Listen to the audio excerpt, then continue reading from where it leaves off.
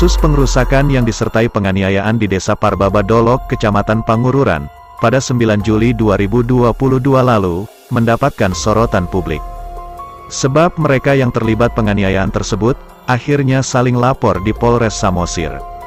Awalnya video pengerusakan itu viral di media sosial, di mana BS bersama dua temannya terlihat melakukan pengerusakan terhadap sebuah rumah, yang ditempati oleh seorang wanita berinisial AS. Atas dugaan pengerusakan dan penganiayaan tersebut, AS pun melapor ke Polres Samosir. Dalam video berdurasi 5 menit itu, SS yang mengaku sebagai pacar dari BS terlihat menangis menjerit ketakutan, setelah rumah yang ditempati oleh AS dilempari oleh BS dan dua temannya. Dari konfirmasi yang kami terima dari AS, pria berinisial BS itu mengaku sebagai pacar SS, yang meminta AS agar menyerahkan SS keluar dari rumahnya.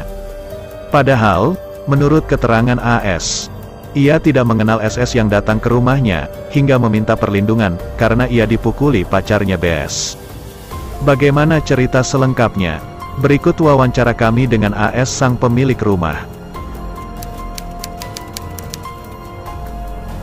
Belum terlalu kenal ya, karena hanya beberapa menit kami bicara. Habis itu kejadian pertama itu dia datang jam tengah 12 atau jam 23.30 ke rumah saya. Dia nanya, "Kakak bersinaga kan?"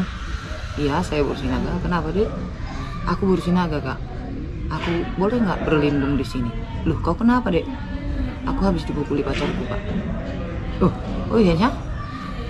Jadi gimana?" "Iya, Kak. Aku kerja di warung bawah sini." Gitu. "Oh, ya udahlah. Kalau gitu kau istirahat lah, Kiki. Tapi makan dulu." Nah, setelah saya mempersilahkan dia istirahat, saya bilang sama karyawan, "Kasih makan dulu. Makan dulu kau Yanang, baru kau istirahat." Dia sendiri datang ke rumah saya itu bawa kantongan plastik ya. Kayaknya isinya itu seperti apa gitu, lipstik lah atau apa gitu. Biasalah Pak, anak perempuan. Iya, dipukuli, dia ngakunya tuh seluruh badannya mulai dari kepala sampai ke badan gitu. Bengkak gitu. Mengalami rasa bengkak. Jadi saya pun simpatik gitu. Loh, kok sampai separah ini gitu kan. Jadi dia mengatakan kalau dia tuh, "Kak, aku mau berlindung di sini boleh ya?" "Ya udah boleh lah. Karena aku habis dipukuli pacarku dari kepala sampai badan aku." "Loh, oh iya dong, Bang, enak banget. Istirahatlah kau tapi makan dulu." Begitu saya mempersilahkan dia istirahat di rumah saya.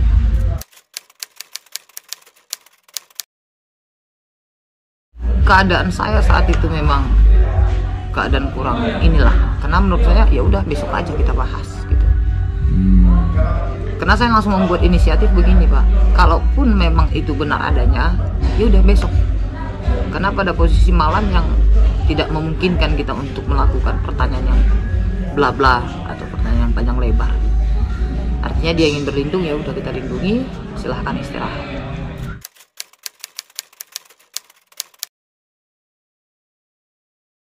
Saya nggak bisa menjamin kehidupan dia beberapa menit kemudian kalau saya membiarkan dia dengan keluhan yang sangat memprihatinkan.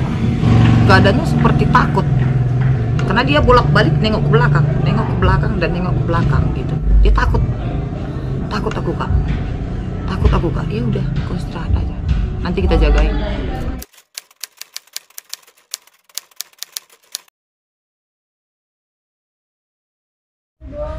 Dia datang melalui pintu belakang, Pak.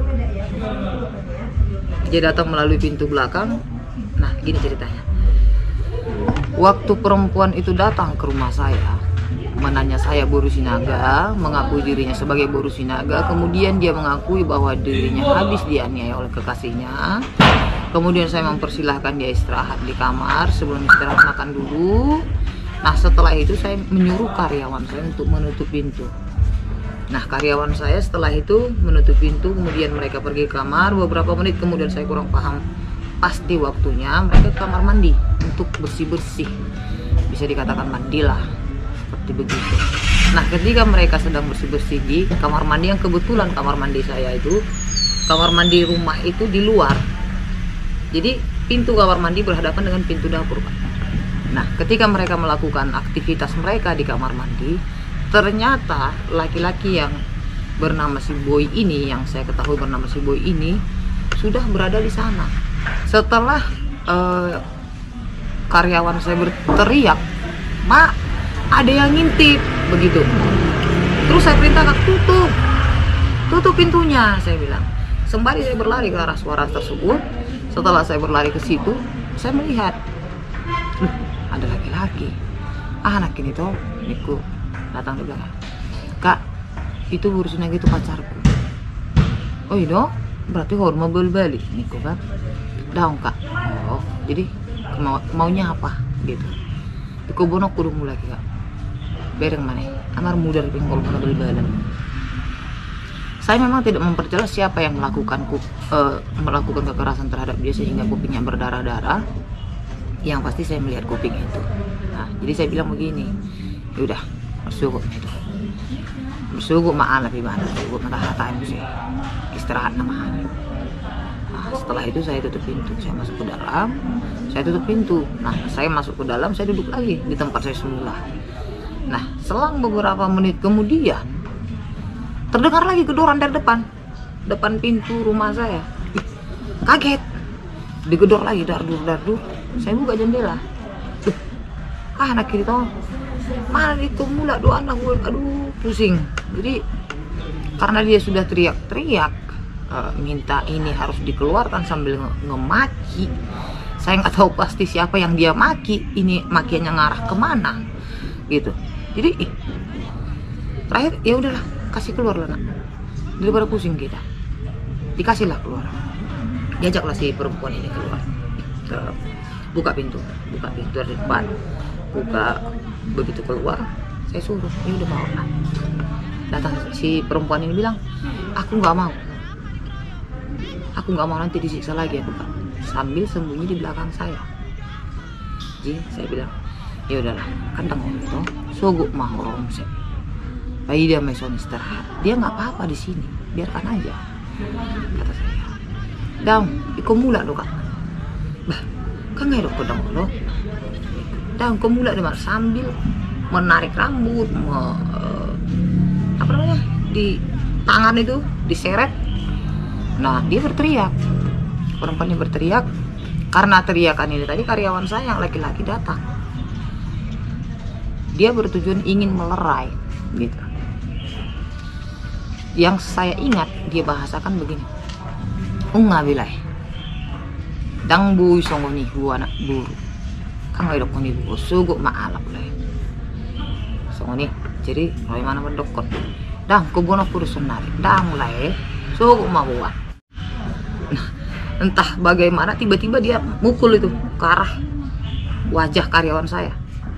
Begitu dia mukul ke wajah karyawan saya balik balas. Gitu. Gelut lah sebentar itu. Begitu gelut sebentar, tiba-tiba saya lihat ada helm melayang ke wajah karyawan saya. Saya pun mencoba melerai. Begitu ayunan yang kedua ngena ke mata saya, pelipis di sini. Begitu kena di pelipis saya belum terasa. Tapi yang tujuan saya di situ adalah melerai. Mereka harus pisah, jangan sampai berantem gitu. Unang berbeda, dengan nomor olehan. Unang berbeda. Cukup mai, mulak mau itu, niku udah petong musik. Jadi karena mereka ini masih gelut, tam tuh kabur. Mereka ini masih isi bawah turun nih, berlubah mah lagi sih. Menurut keterangan karyawan saya, sampai di bawah itu pun masih dihantam pakai helm lagi sebanyak 2 kali kiri kanan. Itu. Waktu mereka lari ke bawah, kami turut mengejar. Rencana juga adalah melerai begitu.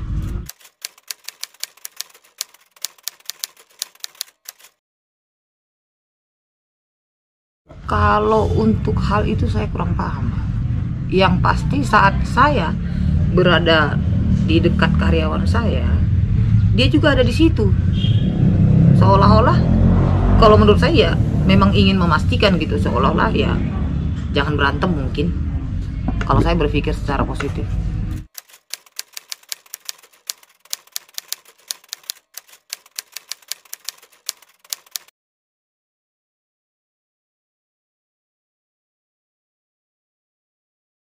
Kalau itu masalah dia memeluk saya tidak lihat. Yang saya rasakan dia memeluk saya. Itu puncaknya di situ, Pak. Hal pertama, waktu datang dari depan, dia dikeluarkan, dia ada di belakang saya. Waktu dia diseret, dipaksa, ditarik rambutnya, dia meluk saya. Karena saya sudah berinisiatif, saya sudah mengatakan bahwa saya akan melindungi dia sampai pagi. Saya bertahan, bersikeras.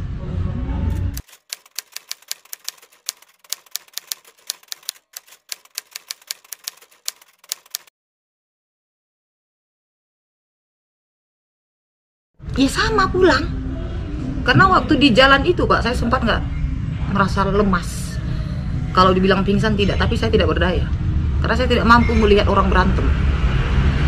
Saya nggak mampu melihat orang adu bentrok begitu, saya nggak kuat. Pak, saya ke rumah aja pulang sudah dipapah. Karena saya lemas. Saya lemas. Melihat mereka berantem itu saya lemas.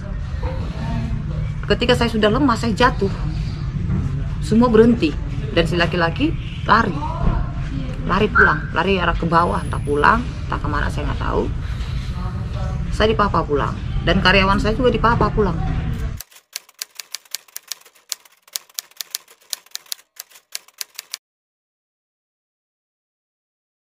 Setelah kami sampai di rumah, masuk, duduk, saya masih lemas. Dikasih minum, setelah dikasih minum air hangat, saya masih bingung kenapa sampai seperti ini. Tapi karena memang dia datangnya berlindung ke saya, ya wajar gitu. Untung dia datang sendirian. Kalau bawa massa, nggak tahu juga kejadian seperti apa kan gitu, Pak. Setelah sampai di rumah, saya masih duduk, tapi karena saya masih udah rasa lemas sekali, pindah ke kamar. Saya pindah ke kamar, masih rebahan, tiba-tiba beberapa menit kemudian terdengar suara lemparan batu ke seng atap rumah saya.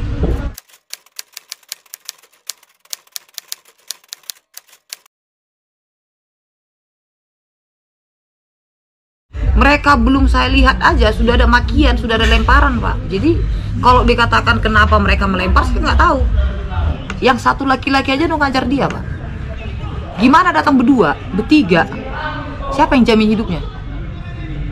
Kalau terjadilah sesuatu yang menyangkut jiwanya, bukankah saya sudah dimaki oleh seluruh dunia ini? Bukan hanya satu kabupaten, Pak. Setelah kejadian itu, Pak, hari itu juga saya langsung bilang sama karyawan, kemas semua barang, karena saya ingat bahasanya, nanti kebakar kau. Nah, itu. Kubakar kau nanti. Nah, itu. Jadi saya takut. Sampai sekarang saya takut. Saya takut kadang-kadang kalau dengar kucing melompat saja pun saya pikir, wah, apa ini? Jadi naik, tutungon nara naik, songo nih, gitu. Nggak percaya. Saya nggak percaya kepada mereka.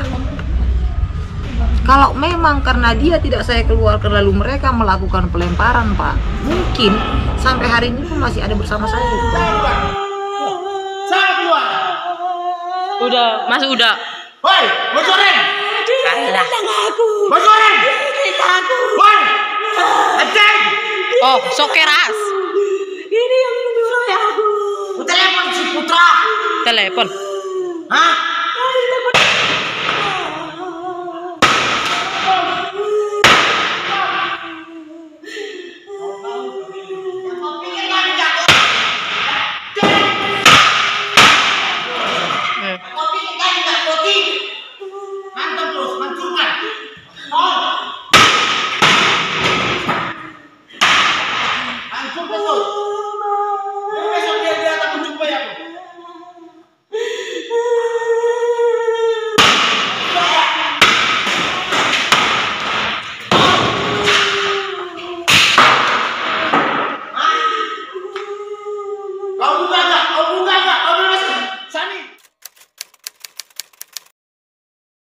Setelah mereka reda, setelah mereka emosinya mereda, saya izinkan dulu. Tapi saya bilang, saat Tuhanmu deh toh, jaga deh toh, menang bereng badan, mulak mawangki. Makasih ya kak, inna dok gue. Kalau pulanglah.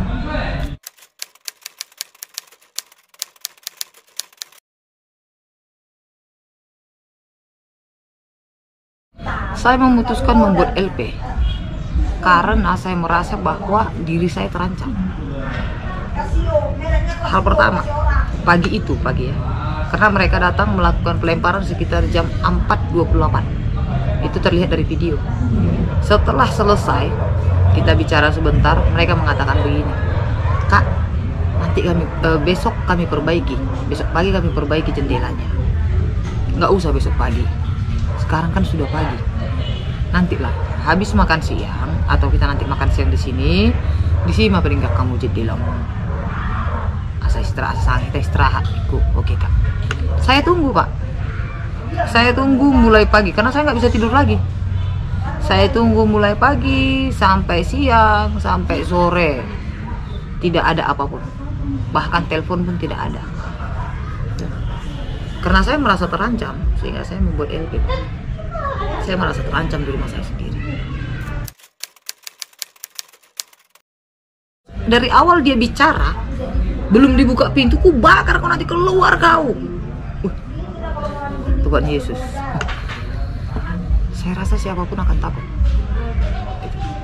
Makanya ketika mereka mengatakan bahwa di situ ada orang, sepanjang yang saya ketahui, sepanjang yang saya lihat, hanya di rumah itu, di rumah kita yang ada lampu. Di rumah saya di simpang itu nggak ada siapa-siapa, sama sekali nggak ada, bahkan cahaya pun nggak ada.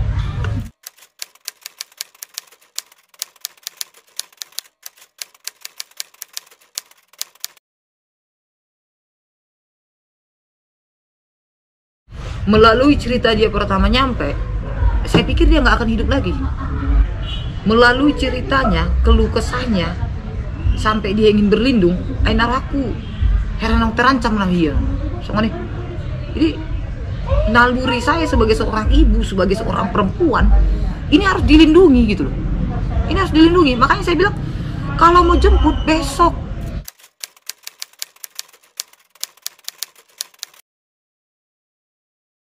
Hari kedua di Polres, beliau sempat meminta maaf ke saya.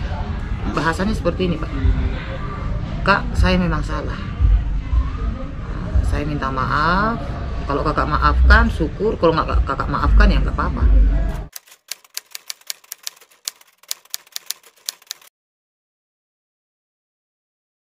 Menurut saya, geli. Kalau kita di hutan, tiba-tiba ada orang, padahal kita sendirian. Itu apa namanya? Memang ada rumah. Itu yang saya bilang tadi. Isi gelap. Apa mungkin kalau kita tinggal di rumah kita nggak ada cahaya? Mati lampu? Dan mungkin mati lampu itu. Alahnya jauh kupi yang gelap. Kayaknya masih satu tiang itu.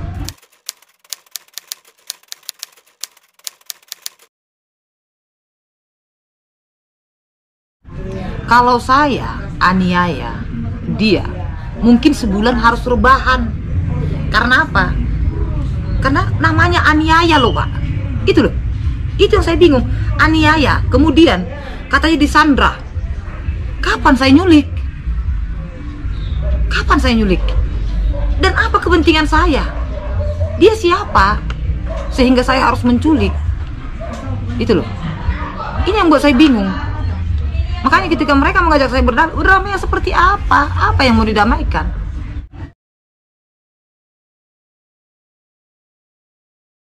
Tidak. Tapi saya ke Polres. Saya ke Polres. Ah, di sini saya baru tahu. Kalau ternyata dia memiliki adik yang bertugas di Polres. Di sini. Di sinilah saya mengenal mereka. Karena saya terhalang. Sampai 2 hari Pak, LP saya nggak diterima.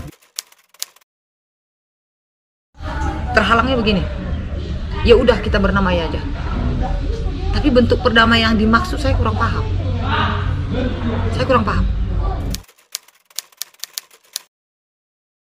Damai aja lah kita Kak.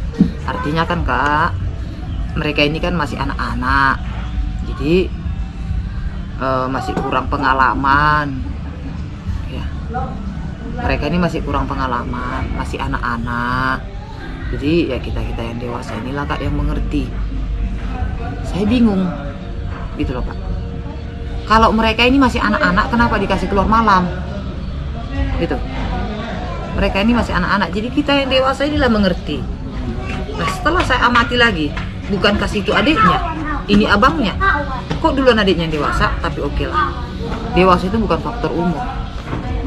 Tapi yang agak nyeleneh, anggaplah itu sebagai pembelajaran bagi mereka ini. Pembelajaran itu sebenarnya untuk saya atau untuk mereka? Apa harus mengorbankan saya untuk menyadarkan mereka bahwa tindakan itu salah?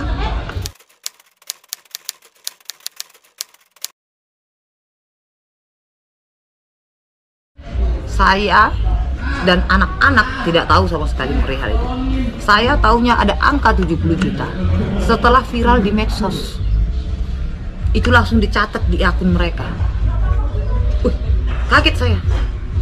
Bah, 70 juta. Ibadah sih. Perdamaian apa minta uang 70 juta? Bukankah ini pemerasan? Yang bilang itu ke mereka siapa? Tanyakan ke mereka. Jangan tanya ke saya.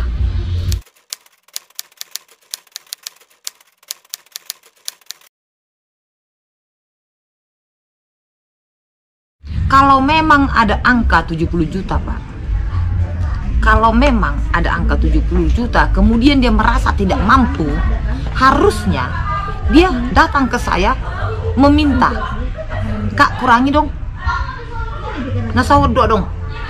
Harusnya datang jumpai saya, Kak bati buhuru jaloh nasai, nasawdo dong Kak merdame itu.